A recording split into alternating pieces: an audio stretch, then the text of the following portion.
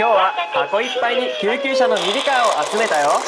サイレンの音やギミックをチェックして、お外に設置したスロープを走らせるよ。まずはどの救急車にしようかな。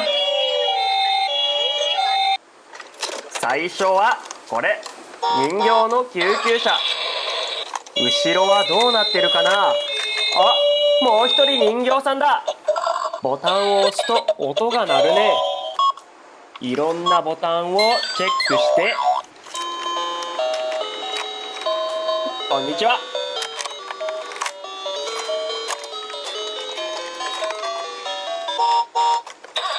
タイヤの動きもチェックしたら、スロープで緊急走行。ボタンを押して発進。おー、後ろが開いちゃった。次は黄色いボタンがいっぱいついた救急車。正面を見て、横に消防庁って書いてあるね。いっぱいボタンがあるよ。いろんな音楽聴けるね。サイレンをチェックして、ボタンを押して緊急走行。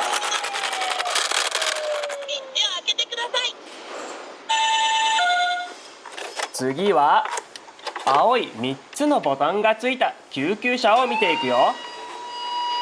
さっきよりも大きい救急車だね。3つ目のボタンを押してサイレンをチェック。車輪も回るね。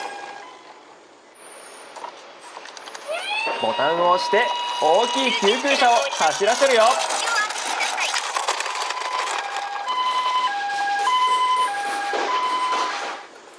お次はもう1台の大きい救急車。ボタンを押してヘッドライトも光るね。いろんなサイレンの音が鳴るみたい。全部チェックしたら坂道を走らせます。セットして発車。ゆっくり坂道を下るよ。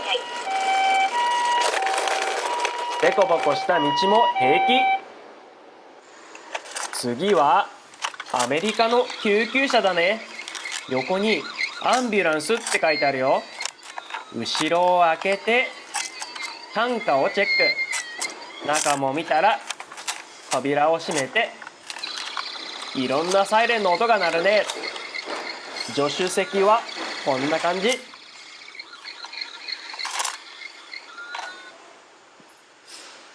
さあ、この車はどんな風に走るかな。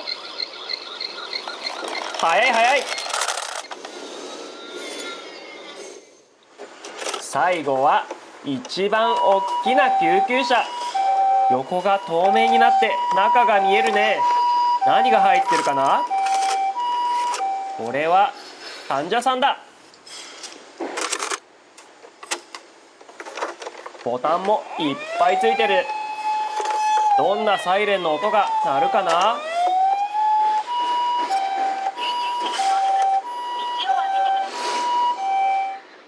最後の車の緊急走行もチェックするよ。